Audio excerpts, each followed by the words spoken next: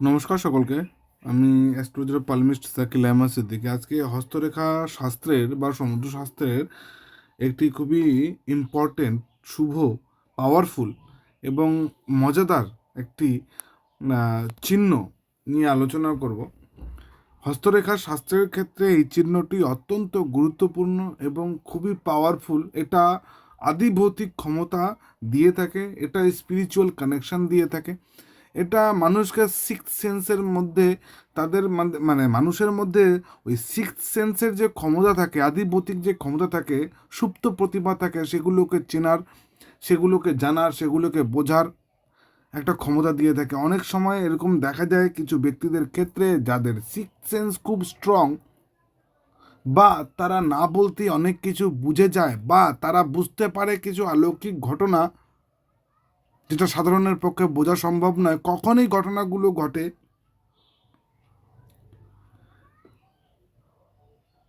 এটাই দেখার জন্য আজকে একটু এই ভিডিওটি করা। আমরা দেখতে পাচ্ছি এখানে এটা হচ্ছে বৃহস্পতির আঙ্গুল। ঠিক বৃহস্পতির আঙ্গুলের নিচে বৃহস্পতির পর্বত রয়েছে। ঠিক বৃহস্পতির পর্বতের ওপরে কিছু রেখা অর্ধচন্দ্রাকৃতি আকারে বৃহস্পতির পর্বতকে দেখুন, এই তো ঘিরে রয়েছে। এরকম প্রচুর রেখা আপ ডাউন করেছে। এই বৃহস্পতির স্থানকে যে ঘিরে রয়েছে, রেখাটি কিন্তু দেখতে পাচ্ছেন স্পষ্ট, রেখাটি দেখা যাচ্ছে যে অর্ধচন্দ্রাকৃতি আকারে ঘিরে রয়েছে। এই যে বৃহস্পতির স্থানকে ঘিরে থাকে রেখাগুলি, একটি হতে পারে, একাধিক হতে পারে। এই যে ঘিরে থাকছে বা বেষ্টন করে থাকছে, এই রেখাটিকেই বলা হয় রিং অফ সোলেমান কিংবা বৃহস্পতির বলয়।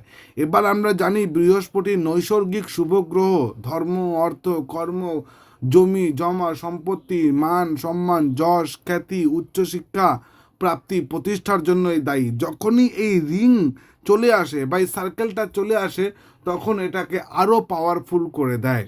এই ব্যক্তিগুলো আসলে এই রিং অফ সোলেমান, এটা বলার পিছনে কারণ আছে যে সোলেমান নামে একজন রাজা ছিলেন যার হাতে এই রেখাটি ছিল, এবং আদিভৌতিকভাবে, অলৌকিকভাবে তিনি আকাশ, বাতাস, পাহাড়, পর্বত, নদী, নালা, খাল, বিল, পশু পাখি বা কিছু আত্মাদের সঙ্গেও তার কমিউনিকেশন ভালো ছিল, বা করতে পারতেন কমিউনিকেশন, কথা বলতে পারতেন। তার মানে স্পিরিচুয়াল কিছু পাওয়ার তার মধ্যে ছিল, ইনবিল্ড অফ গড, ভগবান প্রদত্ত।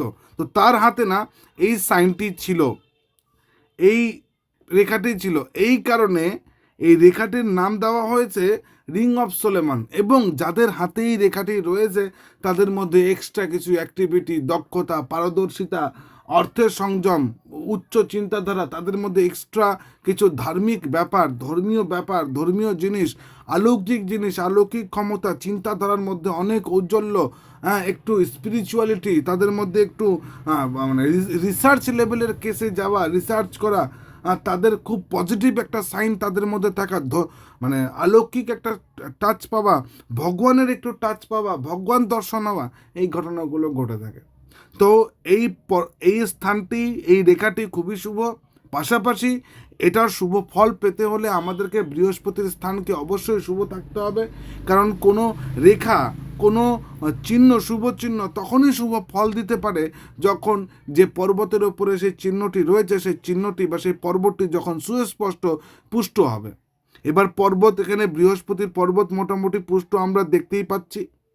পাশাপাশি যে রেখাটি রয়েছে, রেখাটি কিন্তু ভগ্ন রয়েছে, কিন্তু রয়েছে, এটা থাকাটাই এটা অনেক বড় সাক্ষী জীবনে উন্নতির এবং প্রাপ্তির, বা ব্যক্তির বিশেষ বিশেষ কিছু গুণের।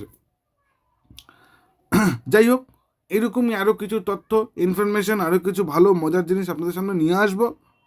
তো এটাই হচ্ছে রিং অফ সোলেমান, মানে রাজা সোলেমানের হাতে এই রিং ছিল, সেই কারণে এর নাম দেওয়া হয়েছে রিং অফ সোলেমান বা বৃহস্পতি বলয়ও বলা হয়ে থাকে।